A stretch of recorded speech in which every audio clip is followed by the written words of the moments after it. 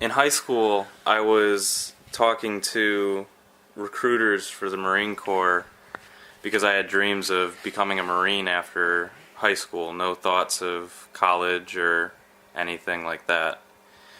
So it was a regular thing for me to get visited by recruiters at some point during the week.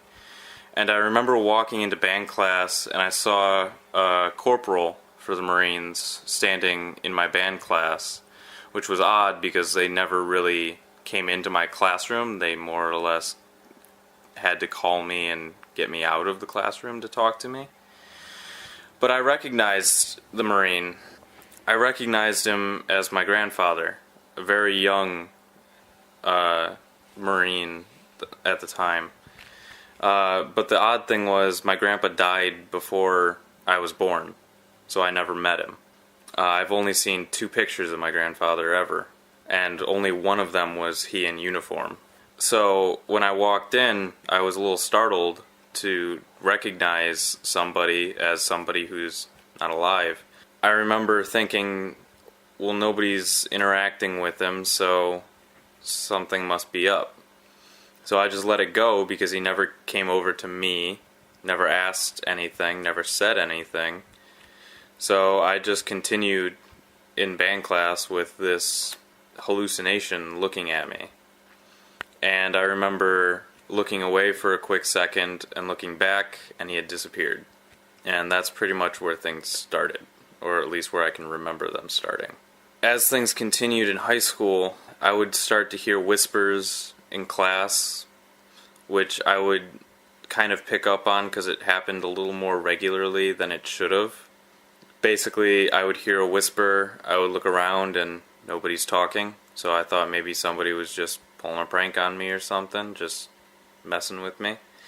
But then it became more of a regular thing, even when people were talking or if the classroom was completely silent and the teacher wouldn't even react to it.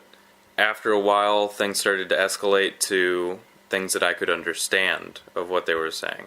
And then I recognized them as being increasingly negative comments. I didn't know how to take this information. Basically, at first it was really off-putting to hear these negative comments on a regular basis, but it wasn't like there was a person behind it. So I kept it a secret because of the negative stigma behind mental health. Back when I first started noticing all this, mental health was not a global discussion. It was not something that everybody could talk about openly and feel comfortable. I didn't tell my parents, didn't tell family.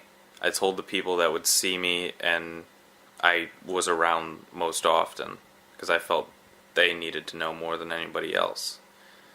After high school, after graduation, I got accepted to Central Michigan University, and I realized that that was 3 hours away from where I lived, so I wouldn't be able to come home as often as I'd like, especially since I didn't have a car. So I had to start saying goodbye to my friends and go to college.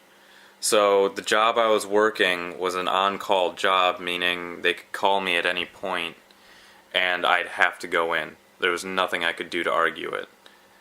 So I didn't see friends as often as I'd like. I didn't get to see family as often as I'd like. I had to miss major events with friends and family to kind of go to work and have enough money to survive the first couple semesters of college.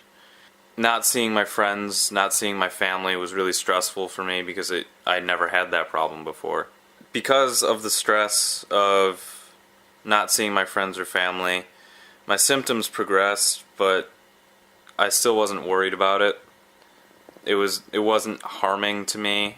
It wasn't doing anything that was really concerning to me.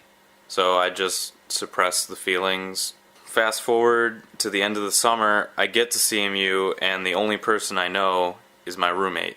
So the first couple weeks, making friends was really hard, mostly because of my symptoms. I started seeing things, I started hearing things more regularly. It became a regular thing that I would have these, what we called attacks, because the symptoms were so overwhelming. It would be at times where I was rendered absolutely useless in the way I put it. I can't move, I can't comprehend what's going on. I'm basically just sitting there waiting for something to happen for me to latch onto to come back to reality. I got to college under the impression that I would still be going into the Marine Corps after college. And that changed when I got a call from my older sister, which is odd because we're not that close to where she can just call me at any point. We're brother and sister, we can talk at any time, but we don't really call each other. We Snapchat or text each other. But my older sister informed me that my younger sister was getting beat up at daycare. And I had to reevaluate pretty much everything that was going on with me and make a decision of whether or not I could do something about it. And from that day, I got this over-the-top connection to my baby sister as like a protective big brother role. So after that phone call, my symptoms started getting worse. I started seeing my baby sister get beat up in front of me. I started seeing a lot of things that happened with my baby sister. I started hearing things that were associated with her. I started seeing things that were significantly damaging to me. And it was making things more confusing for me while I was still trying to figure out what I was going to do with my life.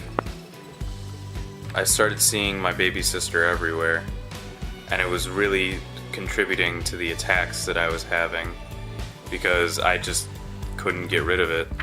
So after that, I started seeing a counselor, and the counselor advised me to tell my parents about my condition. But my problem was I was afraid that my parents wouldn't quite understand what was happening, and they wouldn't immediately accept the fact that this was really happening to me. So I remember making the phone call, and my parents were confused. They asked questions, and I had to explain to them as much as I could at the time without giving too many details to really make things sound worse than they were. So my dad, he started to cry while on the phone with me. And I told myself that I never wanted to do that to him again, because I had only seen my dad cry on special occasions. So hearing him cry was really upsetting to me. So I went home, started getting treatment with a psychiatrist, and he put me on medication for a while, and in a long string of events, I had to switch medications for a little bit, which wasn't helping, then switch back, and then eventually the medication that I'm on now is helping more than what I ever had before. So the attacks, I've only had one that I can remember.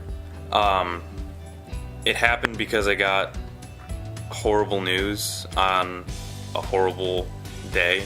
I went to work with a migraine, the first ever migraine that I had, not wanting to go to work that day because I had other things that I needed to do. So I got sent home from work because the migraine made me puke a couple times, and that's a health code violation because I work at a movie theater. I get home, I fall asleep to try and get rid of the migraine, and I wake up to the news that my idol, Chester Bennington of Linkin Park, had died. And not just died, he had committed suicide the night before. I remember reading this and thinking it was a hoax, thinking because they just came out with their new album that somebody's trying to get publicity for them or something. So I did the research. A whole bunch of credible sites and news organizations were reporting it. I remember getting out from bed, and all of a sudden my room was flooded with people. It was flooded with people I knew, people I didn't, and everybody was just bringing me down. They were screaming at me, they were yelling obscenities. They were telling me things that obviously weren't true, but in the moment, I had no choice but to believe. And this continued for a couple minutes, and then all of a sudden, it was like a light shined down on me, and Chester walked in, and he was comforting me. I lost it for about 10 to 15 minutes.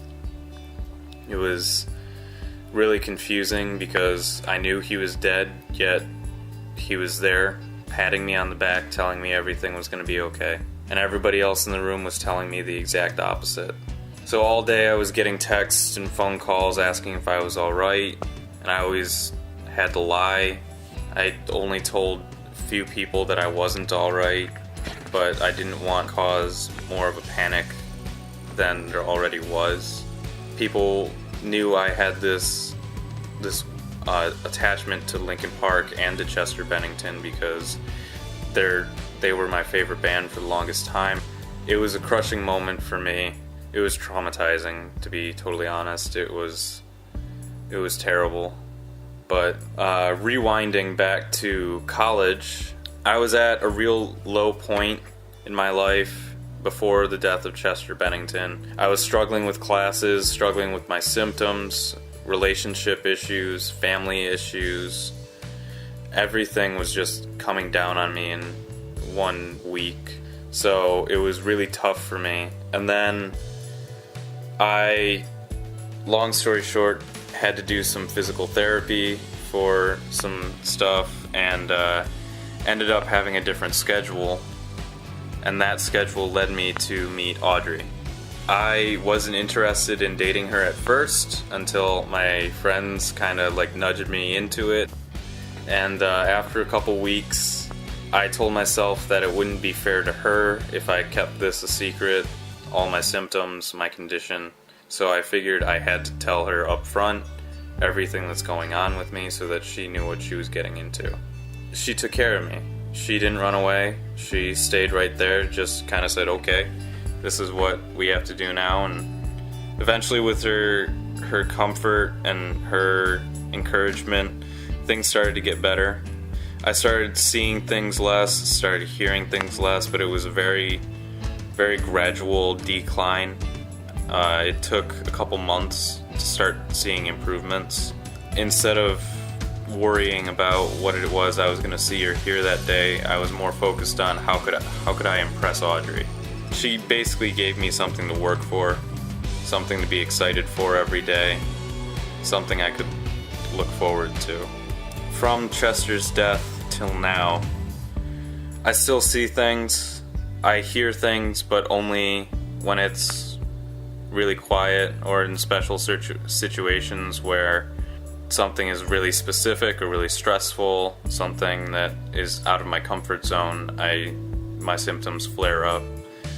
But I feel like I'm getting better. Some days are better than others. I do believe that I am getting better slowly and steadily. I found that Central Michigan University is willing to help with my condition. They're trying to be accommodating to me. But most people on campus or even off campus have little knowledge about mental health. They know of it, but they don't know the problems, they don't know the symptoms, they don't know how to help. They just know it's there. I only wish that mental health was treated in the eyes of the public with the same treatment as physical health.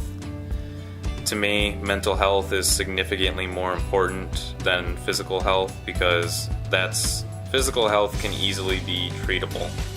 Mental health takes a lot more care, a lot more time to heal, takes a lot more focus, takes a lot more effort than physical health does.